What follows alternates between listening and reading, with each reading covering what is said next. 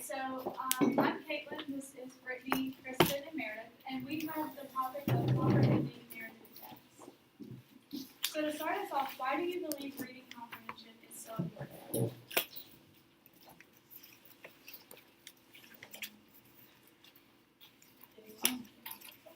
You learn from what you read. Yeah, so students really just need to be able to read the content and then know what they read. And how have you seen reading comprehension implemented in the classroom? Maybe like in your practicums and stuff?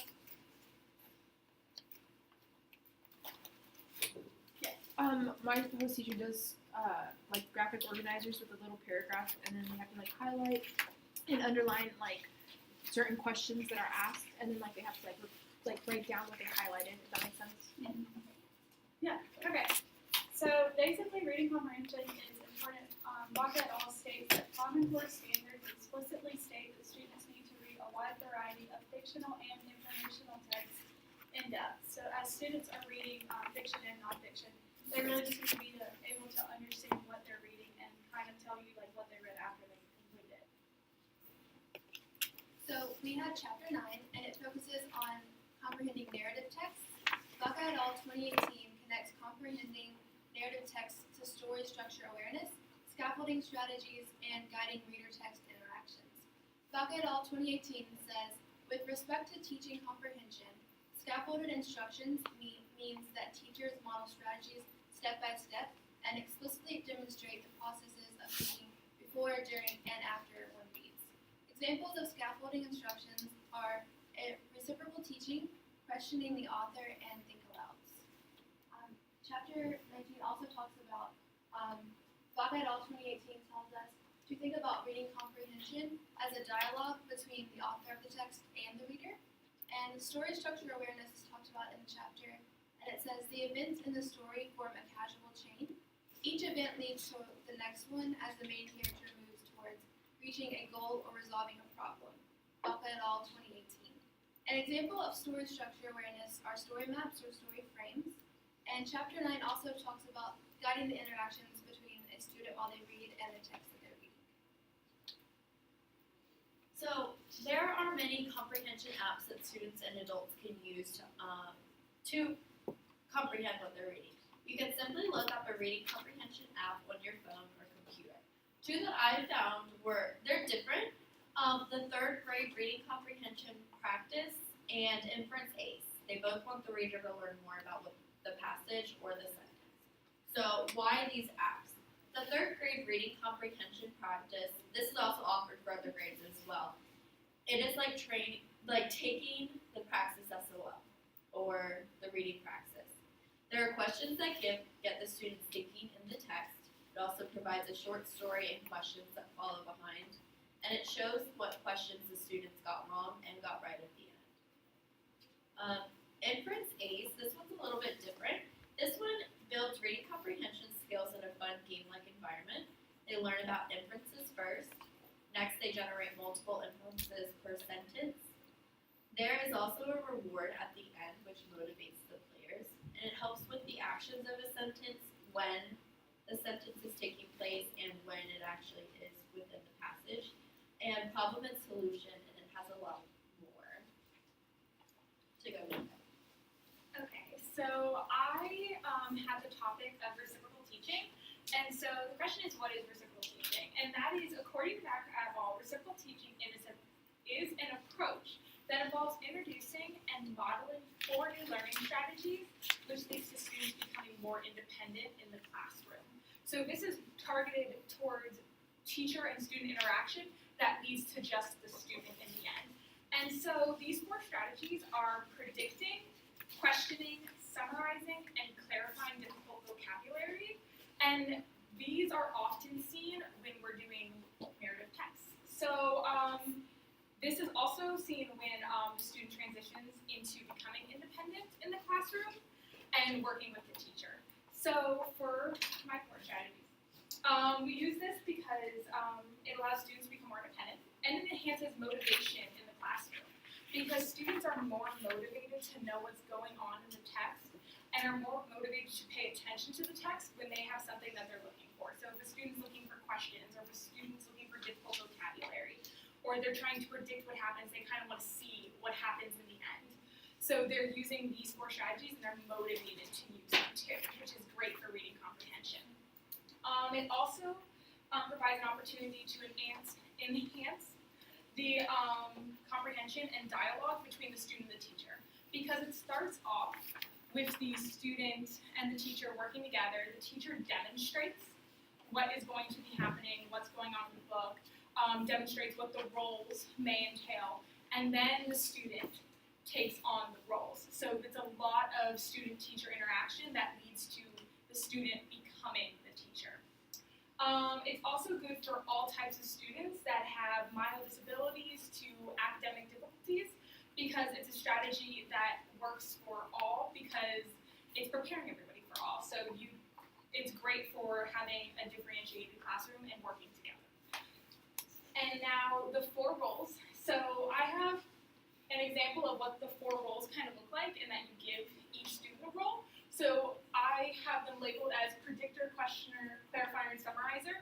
So a predictor predicts what happens, so they're going to have that role before the book begins. And then the questioner and clarifier have the roles in the middle of the book, and the summarizer is at the end of the book. You might have seen this in our Education 318 class, where we all took on roles and we had a book that we had to follow. So that's a similar approach that we're using here. And what they do is, once they complete all their roles, they have to then present them to the group. So they start off just working alone or in partners, and then at the end, then they'll present and take on that teacher role and teach their fellow classmates in their group what each meant. So if they had to summarize, they're teaching and summarizing what happened in the book. And the next strategy for learning reading comprehension are story maps and frames. Story maps and story frames are great ways for students to retell a book they've read, or a story, like a short story that they've read in the classroom. Baca et al. 2018 says story maps are educational tools that encourage the students to identify common story elements such as setting, characters, and the theme of the story. Another researcher, McTeague et al. 2015, tells us that it is essential that we provide students with comprehension strategies for stories that emphasize both the structural elements, such as setting, plot, and climax, and the characters' internal experiences, such as what they're feeling. Stringfield et al. 2011 says that a concept mapping strategy, such as a graphic organizer, improves a student's ability to recall and retain information they read from the story. McTeague et al. 2015 talks about the story map strategy called Chart for Multiple Perspectives, and it encourages the students to identify and understand the feelings of the characters from the story or book they're reading. This strategy focuses on teaching students how to determine why a character feels a certain way. So it kind of puts them in the shoes of the character they're reading. So they're not just seeing what's happening, but they're trying to feel what the character is feeling. Baca et al. 2018 writes that the value of flowcharting lies in the discussions that take place before, during, and after the activity. Flowcharting is another type of story map or frame that is commonly found in the classroom. And for the students who need more of a visual representation of the story that they just read, a circular story map is best because it uses pictures to show the sequence of events in a story, and that's from Baca et al. 2018. As you see on the right side of the screen, this is a more complex story map that you might find in the classroom, because it includes title, author, and an illustrator if it has pictures, characters, setting, problem, and solution. But a lot of the ones for younger grades are just going to focus on maybe 5 or less components of the story. And comprehending text is a basic building block skill that all students should be able to master. And if teachers introduce story maps into their classrooms, their students will have the opportunity to improve their reading comprehension skills using these story maps. And completing a story map is also a great way to make students pay attention to all the small details in the story and all the story elements present in the text that they're reading. So questioning the author is another strategy to help students and teachers and anyone else understand what they're reading. Baca et al. States, questioning the author is an instructional strategy that models for students the importance of asking questions while reading. Normally you'll ask questions in the beginning story that you read, but this is the one that happens in the middle. Margaret McCowan, author of Grappling with Text Ideas, says it targets towards getting your readers to engage with the text, to really consider the ideas deeply. Effective use of questioning the author not only helps students comprehend specific narrative and expository text, but also teaches them to view reading as an active process of constructing meaning rather than passive process of extracting information and answering the different questions. Bob 2015. So what's the purpose? The purpose of the strategy questioning the author is to help students dig deeper into the meaning of the text and keep their minds actively engaged throughout what they're reading. Asking more in-depth questions to help students be more confident in their reading and make them want to participate in group discussions. This is the strategy that students can use while reading rather than after. Students are able to critique the author's writing and is mainly focused towards nonfiction books. You can use it for fiction books, but it's easier for students to kind of get the deeper meaning in nonfiction. It is a way for teachers to get all students participating in an activity. Certain questions may be harder for other students to understand, so there can be different levels of the questions. So how do you use this strategy in your classroom? It helps break down things within the text, such as topics. So an example that I have found is Russia is putting new moons into space. When students read a passage about new moons and Russia putting them into space, they don't know exactly what a new moon is. So they ask questions. They ask what it is, and they find out, as if the author is sitting right in front of them, that a new moon is a type of device, and they can use that with context clues. To use it, it is super easy. Give the students a story, and instead of writing the questions down on paper, maybe ask them verbally what the question, what the passage is about. Some of the questions that are good examples are, what does the author mean? What is the significance? Does this make sense with what the author told us before? And does the author explain this clearly? Okay, and the last topic we looked at when comprehending narrative text is think alouds. So think alouds, according to Vaca et al. 2018, are just comprehension activities in which students express what goes on in their minds as they read. So while students are reading a particular text with a partner, or you can do this in a small group setting, they make appropriate pauses to express what they're thinking about at that particular moment in the text. These expressions can include anything from their feelings as they read a text, so how they feel about the story, maybe how they think the characters feel, if they have any like personal connections with the story. You can also talk about what is happening in the story, predictions. So before you begin reading, you would have students make a prediction about what they think the story is going to be about, and then as you read, you can make predictions for what's going to happen next. And then if they come across an unknown word, you have them question this word and kind of use context clues to figure out the meaning of the vocabulary. So why we use this strategy, Jackson did a study with science content, and he used think aloud strategies in a science classroom. And so there was a treatment group that had science content. They had to read a passage, and they were provided with think aloud activities along the way.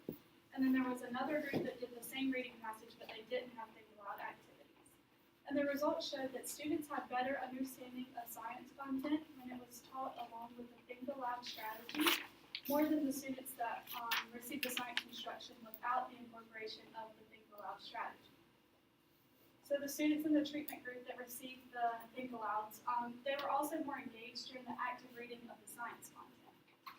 So one of the reasons that you would use this strategy is not only to increase comprehension scores, but also to more engage your students in the text that they are reading. So if they know that they're going to have to pause at certain points in the text and talk about like what's happening or their predictions and how they're feeling, then they're going to be more engaged in the text, and they're going to be more apt to pay attention to what they're reading because they know that they're going to have to answer stuff along the way. And then lastly, it's also good for English language learners because it helps them have a constant understanding of what is going on in the story. So oftentimes you compare an English language learner with an English speaking student. And as they're reading the passage together, if the English language learner is kind of struggling or they're like, I don't know what's going on, then you can have the English student kind of come in and explain exactly what's happening so far in the passage. and it just kind of reinforces that new language to them. So implementation in the classroom, the teacher should model Think Aloud strategies before having the students do it on their own. Since this is kind of like a different concept for the students, you can't just really like throw them out there and expect them to do it. So the teacher normally models this strategy during a read aloud to the whole class. And as the teacher reads the text, she should state how she feels, what's happening in the story, maybe how she thinks the character's still. And then after you do this for a couple of pages, you can have the students participate with you, so you can stop and ask questions and have them talk about their feelings along the way, just to kind of give them practice. Think Alouds are also great for student comprehension of nonfiction texts, as we saw in the science study. So before you have students read a nonfiction text, you can ask them what prior knowledge they have of the subject that you're going to be reading about. And then as you have them read the new information that they're learning, you would have them relate that to their previous information. So an example that we said was like if you were going to give kids a passage about iguanas, you would ask them, what previous knowledge do you have of iguanas? And they would probably say, like, they kind of look like lizards or something. And then as they're reading and they find that information in the text, they would relate that back to what they already know. So it's just kind of that connection that reinforces comprehension. You can also have them stop along the way and state new facts that they are learning.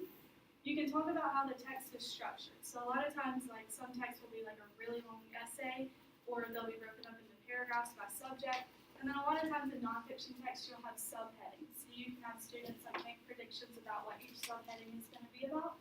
And then at the end, you can have them summarize what they learned overall. And then again, Think Alouds are normally completed in a whole group setting, during a read aloud led by the teacher, or during partner work and small group work.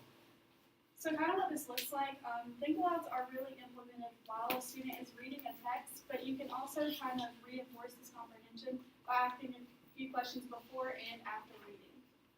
So before reading, if you're reading the nonfiction text, you would have the students say what they already know about the topic, or if they're reading fiction, kind of have them make a prediction about what they think the passage might be about. And then you always have to establish a purpose for why you are reading the particular passage. So for the passage about iguanas, you would say, why do you think we're reading this passage? And more than likely it's going to be to learn more about iguanas. And then during reading, you want to draw on the background knowledge of the students or the predictions that they made before reading and kind of connect the new knowledge to what they already know. Make predictions as you read, summarize what you have learned, and then again, if they come across a confusing word, have them work with their partner with the context clues and really like try to find the meaning of the vocabulary word. And then after read, you want to make sure that you go back to that initial purpose that you established for reading. You want to ask the students, did we fulfill our purpose for reading? And then how do you know we fulfilled it? So what did you learn? Just kind of summarize what happened in the passage and were your predictions correct? Okay, so in conclusion, comprehending narrative text is vital for the students in the classroom because it provides a wide variety of fictional and informational text. So as we said before, for fictional, we can use fiction or nonfiction books or any form of informational text. Some of these methods include the ones we talked about: reciprocal teaching, Think Alouds, questioning the author, and story maps. And all of these can be used to fully support the student when going over comprehending narrative text. So this is our rotation schedule. We can move